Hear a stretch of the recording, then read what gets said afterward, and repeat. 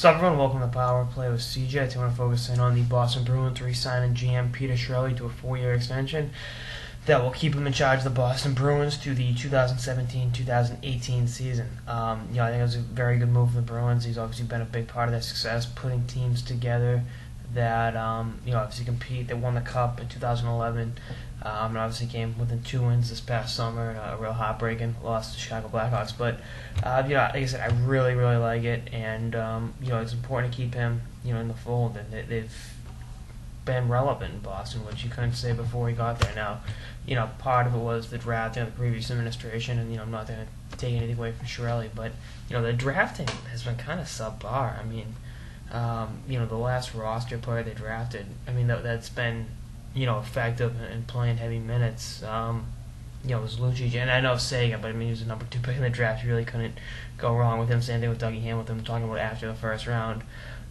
Even whiffing on the 2007 draft with, who was it, Zach Hamill. They could have had Ryan McDonough or Logan Couture, which either one would have looked great. But, it is what it is. His trades and his free agent moves have been great. They had a deal in place to acquire Jerome McGinley at the deadline. That fell through. And, he swallowed his pride and still was able to sign Iggy in the offseason. And then, had a very delicate situation with the Tyler Seguin trade, and I think got the best possible value for Seguin.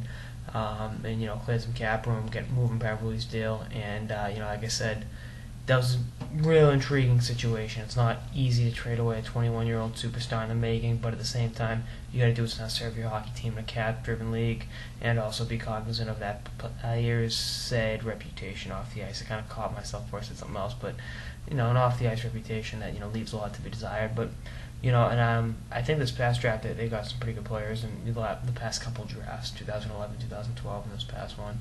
And if they turn out to be, and a lot of that isn't Chiarelli's call, it's a scout's call, but having them in the organization gives them, they've got a better prospect pool than they're getting credit for, and I think a lot of that is more to the scouts than Chiarelli. But I think the moves he's made, bringing Nathan Horton, 2-3 years ago, 3 years ago, Jesus, dating myself now. Re-signing Rask, handling the Tim Thomas situation with kid gloves, and just in general building a team that's going to compete for the Stanley Cup, pretty much every year, for the foreseeable future. And that's a good thing, and you want to have continuity in the organization. So good move, really.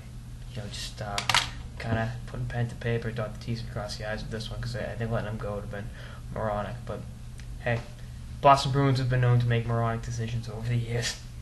Anyway, that's the next episode of Power Play with CJ on the Boston Bruins re-signing Peter Chiarelli to a 4-year contract extension. Stay tuned for more episodes throughout the offseason and beyond. Later, guys.